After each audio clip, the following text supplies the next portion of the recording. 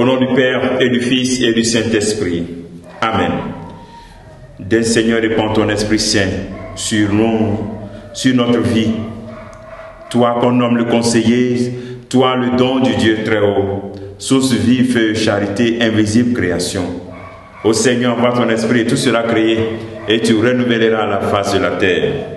Bien-aimés dans le Christ, nous sommes aujourd'hui jeudi 17 mars.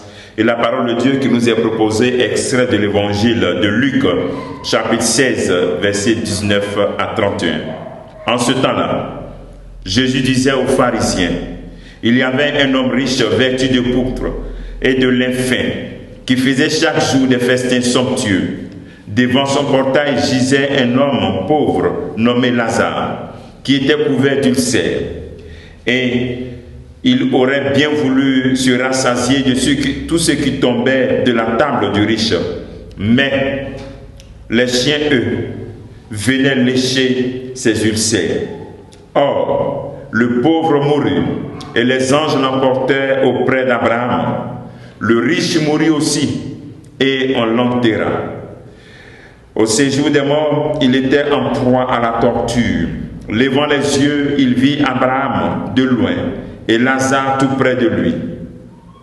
Alors il cria, « Père Abraham, prends pitié de moi, et envoie Lazare tremper le bout de son doigt dans l'eau, pour me rafraîchir la langue, car je souffre terriblement dans cette fournaise. » « Mon enfant, répondit Abraham, rappelle-toi, tu as reçu le bonheur pendant cette vie, pendant ta vie, et Lazare le malheur pendant la sienne. Maintenant, lui, il trouve la consolation ici, et toi la souffrance. Et en plus de tout cela, un grand abîme a été établi entre vous et nous, pour que ceux qui voudraient passer vers vous ne le puissent pas, et que de là-bas non plus on ne traverse pas vers nous. Le riche répliqua, « Eh bien, Père, je te prie d'envoyer Lazare dans la maison de mon Père. En effet, j'ai 5 frères, qu'il porte son témoignage, de peur que eux aussi ne viennent dans ce lieu de torture. » Abraham lui dit, « Ils ont Moïse et les prophètes, qu'ils les écoutent. » « Non, Père Abraham, dit-il, mais si quelqu'un de chez les morts vient les trouver, ils se convertiront. » Abraham répondit, « S'ils n'écoutent pas Moïse ni les prophètes, quelqu'un pourra bien ressusciter d'entre les morts, ils ne seront pas convaincus. » Acclamons la parole de Dieu, louange à toi Seigneur Jésus. Bien-aimés dans le Christ, c'est beau ce passage que nous venons d'écouter et il est tellement rempli d'enseignements, des comparaisons vraiment tellement beaux. On voit cet homme riche qui est vêtu de lin, pendant que l'autre, il est vêtu d'ulcères. Et non seulement il y a l'ulcère, mais il y a encore des chiens qui viennent.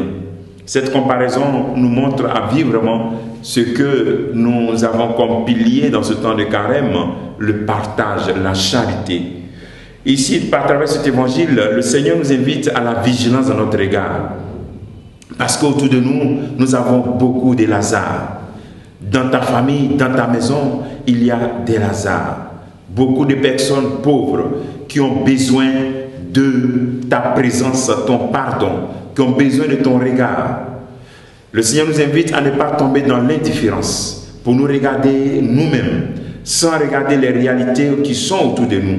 Des personnes proches de nous, qui ont besoin de notre amour, qui ont besoin de notre pardon, qui ont besoin de notre charité. Ici, c'est la repentance que le Seigneur proclame. Ici, cet homme riche connaissait bien la Bible. Il connaissait toutes les paroles, tout cela. Mais il n'a pas su reconnaître dans ce pauvre une personne qui a besoin de sa charité.